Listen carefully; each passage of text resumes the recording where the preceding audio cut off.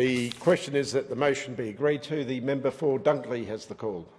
Thank you, Deputy Speaker. To the member for Caldwell, a couple of fun facts.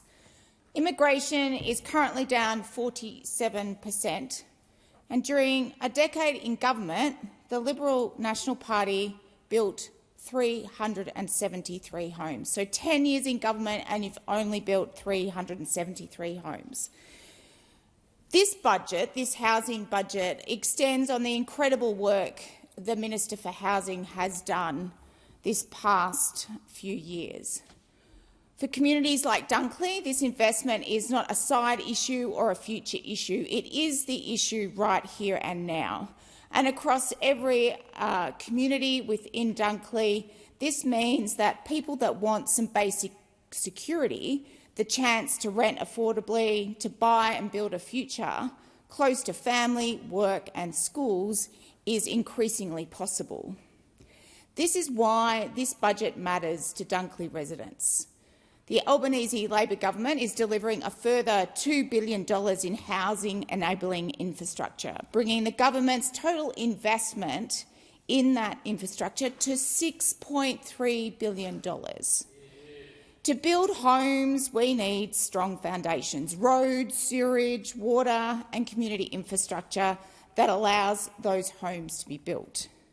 This investment is more than 50 times more than the opposition invested in housing after almost a decade in office.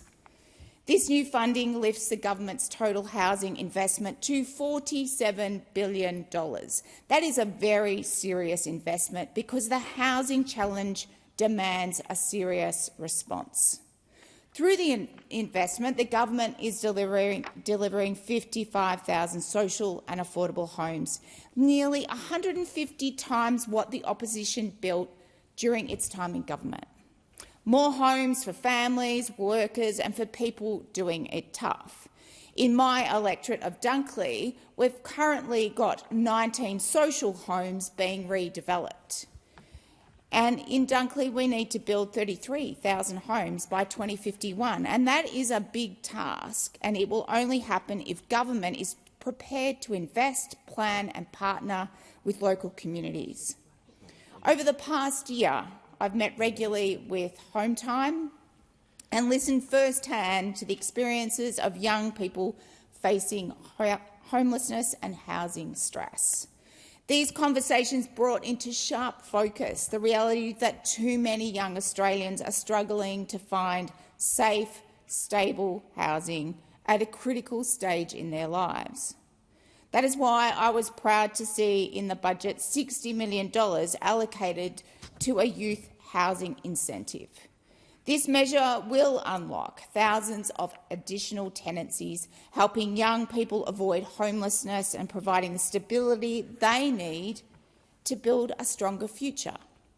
This investment is a direct reflection of years of sustained advocacy from the Home Time campaign, which has worked tirelessly to elevate the voices of young people with lived experience of homelessness and ensure they are heard in the policy process.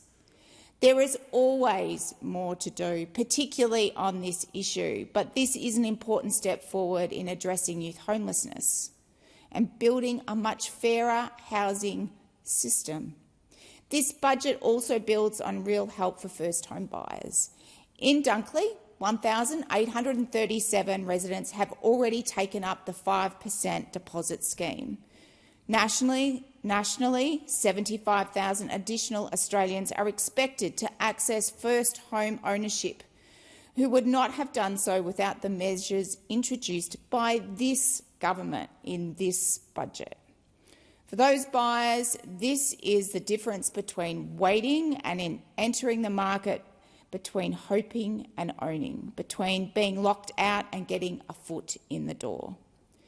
So when I look at this budget, I see a government that understands the scale of the housing challenge and is acting on it now. It is investing in the infrastructure that unlocks supply, backing the delivery of social and affordable homes and helping more Australians into home ownership.